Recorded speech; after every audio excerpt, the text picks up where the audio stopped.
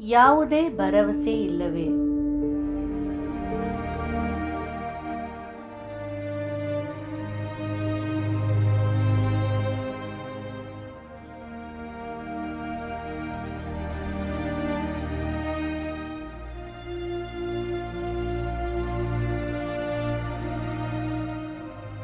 ದೇವರಾಗಿ ಯೇಸು ಭೂಮಿಯ ಮೇಲೆ ಕೆಲಸ ಮಾಡಿದ ಅದ್ಭುತಗಳು ಸ್ವರ್ಗದಲ್ಲಿರುವ ಕ್ರೈಸ್ತರಿಗೆ ಆತನು ಪೂರೈಸುವ ಪರಿಪೂರ್ಣವಾದ ಶಾಶ್ವತ ಕೆಲಸವನ್ನು ಮುನ್ಸೂಚಿಸುತ್ತದೆ.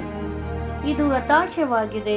ನಿನ್ನ ಮಗಳು ಸತ್ತಿದ್ದಾಳೆ, ಅವಳು ಮತ್ತೆ ಬದುಕುವುದಿಲ್ಲ. ಮಾರ್ಕ 5:21-24, 35-43.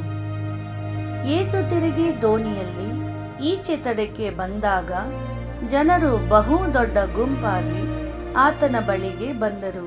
ಆತನು ಸಮುದ್ರದ ದಡದಲ್ಲಿದ್ದನು.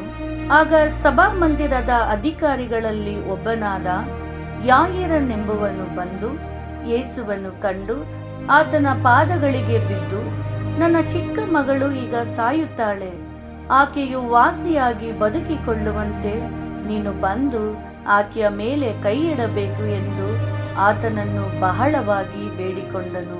ಆತನು ಅವನ ಸಂಗಡ ಹೋದನು ಮತ್ತು ಬಹು ಜನರು ಆತನನ್ನು ನೂಕಿಕೊಂಡು ಹಿಂದೆ ಹೋದರು. ಆತನು ಇನ್ನೂ ಮಾತಾಡುತ್ತಿರುವಲ್ಲಿ ಸಭಾಮಂದಿರದ ಅಧಿಕಾರಿಯ ಕಡೆಯವರು ಬಂದು, ನಿನ್ನ ಮಗಳು ತೀರಿ ಹೋದಳು, ಇನ್ನೇಕೆ ಗುರುವಿಗೆ ತೊಂದರೆ ಕೊಡುವುದು ಅಂದರು. ಅವರು ಆಡಿದ ಮಾತನ್ನು ಯೇಸು ಲಕ್ಷ್ಯ ಮಾಡದೆ ಸಭಾಮಂದಿರದ ಅಧಿಕಾರಿಗೆ ಅಂಜಬೇಡ, ನಂಬಿಕೆ ಮಾತ್ರ ಇರಲಿ ಎಂದು ಹೇಳಿದನು. ಮತ್ತು ಆತನು ಪೇತ್ರ, ಯಾಕೋಬನ ತಮ್ಮನಾದ ಯೋಹಾನ ಇವರನ್ನೇ ಹೊರತು ಬೇರೆ ಯಾರನ್ನು ತನ್ನೊಂದಿಗೆ ಬರಗೊಡಲಿಲ್ಲ. ಅವರು ಆ ಸಭಾಮಂದಿರದ ಅಧಿಕಾರಿಯ ಮನೆಗೆ ಬಂದಾಗ ಆತನು ಗದ್ದಲವನ್ನು, ಕೆಲವರು ಬಹಳವಾಗಿ ಅಳುವುದನ್ನು, ಗೋಳಾಡುವುದನ್ನು ಕಂಡನು. ಆತನು ಒಳಗೆ ಹೋಗಿ, ನೀವು ಗದ್ದಲ ಮಾಡುವುದು, ಅಳುವುದು ಯಾಕೆ? ಹುಡುಗಿ ಸತ್ತಿಲ್ಲ, ನಿದ್ದೆ ಮಾಡುತ್ತಾಳೆ ಅನ್ನಲು ಅವರು ಆತನನ್ನು ಹಾಸ್ಯ ಮಾಡಿದರು. ಆದರೆ ಆತನು ಎಲ್ಲರನ್ನೂ ಹೊರಗೆ ಕಳುಹಿಸಿ ಆ ಹುಡುಗಿಯ ತಂದೆ ತಾಯಿಗಳನ್ನು ತನ್ನೊಂದಿಗಿದ್ದವರನ್ನು ಹುಡುಗಿ ಇದ್ದಲ್ಲಿಗೆ ಕರಕೊಂಡು ಹೋಗಿ ಅವಳ ಕೈ ಹಿಡಿದು ತಲಿತಾಕುಂ ಅಂದನು. ಆ ಮಾತಿಗೆ ಅಮ್ಮನಿ ಏಳೆನ್ನುತ್ತೇನೆ ಎಂದರ್ಥ. ಕೂಡಲೇ ಆ ಹುಡುಗಿ ಎದ್ದು ನಡೆದಾಡಿದಳು. ಆಕೆಯು 12 ವರ್ಷ ವಯಸ್ಸಿನವಳು. ಅವರು ಬಹಳ ಆಶ್ಚರ್ಯದಿಂದ ಬೆರಗಾದರು. ಆಮೇಲೆ ಆತನು ಅವರಿಗೆ, ಇದು ಯಾರಿಗೂ ತಿಳಿಯಬಾರದೆಂದು ಬಹು ಖಂಡಿತವಾಗಿ ಹೇಳಿ ಆ ಹುಡುಗಿಗೆ ಊಟ ಮಾಡಿಸಿರಿ ಅಂದನು.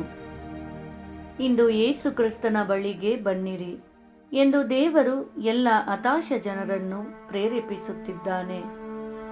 ಹೊಸ ವಿಶ್ವಾಸಿಗಳ ಪಾಪಗಳು ತಕ್ಷಣವೇ ಕ್ಷಮಿಸಲ್ಪಡುತ್ತದೆ ಮತ್ತು ಈಗ ಸ್ವರ್ಗಕ್ಕೆ ಕರೆದೊಯ್ಯಲು ವಿಶ್ವಾಸದಿಂದ ಕಾಯಬಹುದು.